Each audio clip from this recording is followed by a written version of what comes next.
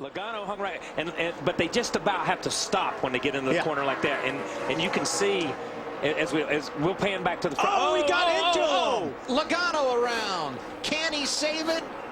He is unable to. Caution. And the caution came out right as Denny Hamlin was crossing the start-finish line to get the white flag. They're all coming above you. This was very close. If Denny Hamlin got the white flag prior to the caution, this race would be official. But we are getting word there will be a green-white checker. The caution had come out before Denny Hamlin had taken the white flag. Oh, how fun is this going to be? Larry? Hey, guys, think about the history between Joey Logano and Kevin Harvick. Go back to the Nationwide Series race in Bristol back in March. This is not the first episode between these two guys. Yeah, agreed. Yeah, that could have been avoided. That could have been avoided. I agree that there's history there, but even if there's history there, that was uncalled for. Yeah, that was not. Joey did absolutely nothing wrong in that position. This will give us a very good angle. Let's take a look here. That still could have been avoided. Yeah, that's a tough call from that angle. Because Joey was trying to get to the patch, and Harvick was trying to get to the patch also. So it's different from the other angle. Yeah. It shows a different angle from the top. It is. Yeah, that is truly two guys going for the same place in the same place as the patch. You know what I mean? Yeah. And they just got into each other. You hate to see that happen for Joey, and hate to see it happen, period. Tough break for Joey Logano, running in the top 5. Denny Hamlin leads. We get a green-white checker finish when we return to Pocono. Yeah. We're in the wreck still. Oh, and look at Logano. Pulls right up to Harvick. A 2.5-mile speedway with short track characteristics and short track tempers when the race is over.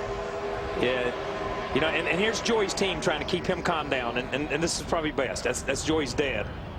Joey's dad's going Go in there and tell him. That's why Joey's dad's got his hard card pulled a couple of times. Let me just go ahead and say that.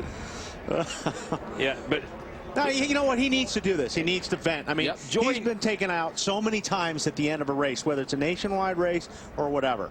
And, you know, he should be mad. Yeah, and I'm gonna say this in Joey's defense. You know, they were just racing, and I probably spoke too soon. I don't think it was Harvick's fault. I don't think it was Joey's fault. But Joey has to stand up for himself at some point in time. You know what I mean? We saw, you know, Burton last week say, I'm not going to take it anymore. I think you're seeing Joey say, I'm not going to take this anymore, especially from Kevin Harvick, because he and Kevin just seem to find their place, same place on the racetrack all the time. Yeah. Like I said, it was tight racing. You're at the end of the race, but you're absolutely right, Kyle. He's got to man up on some of these guys, because you're going to get pushed around in this business until you do. Until you do, man. Until you do. Earnhardt and those guys were the best at nudging you, rubbing you, leaning on you until you went and talked to them. And once you went and talked to them, then they leave you alone. It's not a problem. Out of his hauler after talking to J.D. Gibbs and Coach Gibbs. Joey, what's your thoughts on what took place out there with Kevin Harvick? It's disappointing, to be honest with you. It's you know, we had a top 5 run going with the Home Depot Toyota, and that's for us here. That was going to be awesome, and I was pretty pumped up about it. And racing 29, and he let me go in the middle of the straightaway, and decided to dump me in the next turn. I don't know what his deal is with me, but it's probably not his fault. You know, his wife wears a fire suit in the family, tells him what to do, so it's probably not his fault. What's it going to take to cool this feud down between the two of you? I don't know. I'm going to go to NASCAR hauler, and I guess they're going to tell me what I'm supposed to do, so we'll just have to see. What did Coach Gibbs and J.D. say to you? Just tell me to calm down, you know, and we finished 13th, you know. I mean, we rallied back from 30th in 2 laps, so that was, I mean, at least we got something out of it. You know, it's not a top 5 like we should have finished, but, you know, it is what it is. It's just ridiculous that I don't know what I've ever done to piss him off, but he's apparently stupid.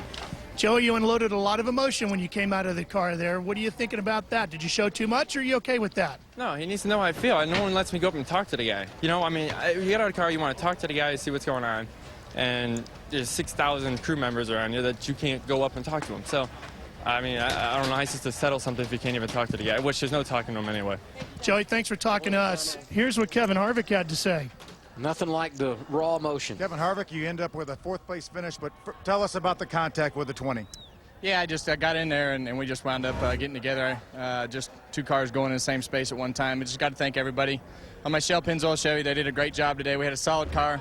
Kind of got stuck back there in the middle of the pack with the pit strategy, but all in all, our car was good all day. How about the pretty good points day for you? Yeah. I mean, the car was good, and that's the way we have to be.